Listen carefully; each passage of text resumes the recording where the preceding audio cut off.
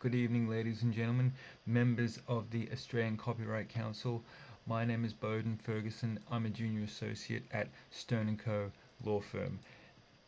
I'm excited to talk to you tonight about a subject I'm sure is dear to all your hearts, the current state of copyright subsistence in Australia regarding works protected under Part 3 of the Copyright Act of 1968.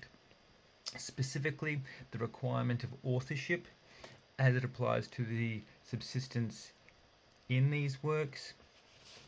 Also, the impact of generative artificial intelligence or GAI on the creative practices. And another area we'll be talking about is suggested areas of reform with regard to the use of GAI. I'm sure you're all very familiar with the legislation and the case law that we're going to cover. After all, you work with it every day. You also have my submission in front of you, so I don't want to repeat myself too much. Instead, we'll just be focusing on a few key points of authorship, and then the use of generative AI, and then some possible areas of reform. Commentary surrounding the Productivity Commission's recent report, Harnessing Data and the Digital Technology,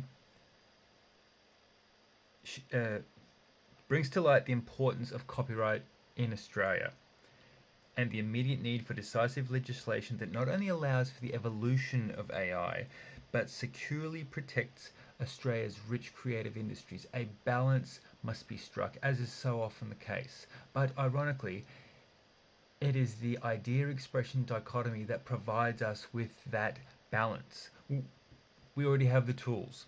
This very thing underpins the legislation and figures heavily in judicial outcomes. It attempts to strike a balance between authors of works where copyright subsists and the need for new entrants to be allowed the opportunity to enter the creative field.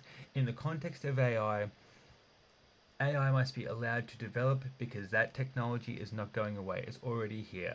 And on the other hand, the copyrighted material that is used to train AI models needs to be duly compensated for its use. Prior to ICE TV, the requirements for authorship, the criteria that needed to be satisfied was essentially an author's industrious skill and labour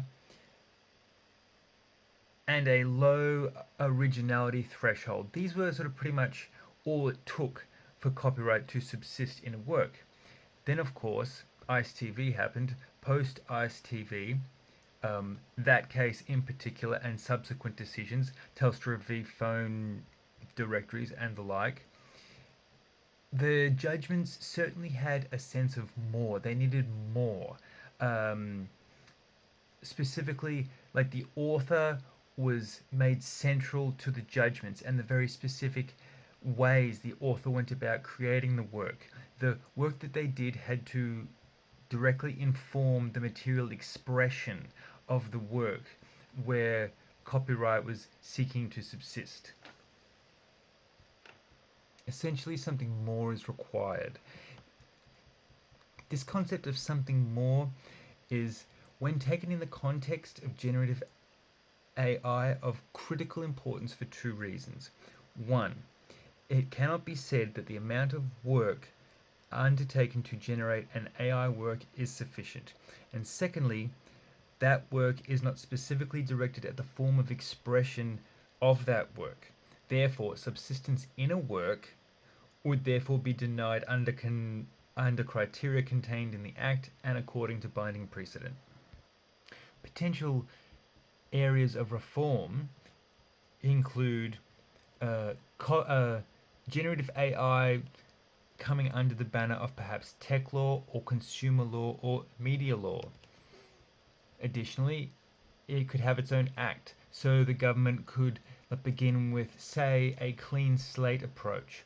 Or, of course, generative AI works could come under Part 4 works in the Act. It certainly has an aggregate type quality that a lot of Part 4 works have. Additionally, more accurate accounting of use of copyright works in the training of AI would be helpful in maintaining a balance, and I think there needs to be better compensation frameworks for copyright holders who do submit their works to tech companies to train AI models on those copyrighted works. Anyway, I look forward to the opportunity to discuss these reforms with all of you at some point. Perhaps we'll meet in the courtroom at a later stage. Thank you for your time. Good night.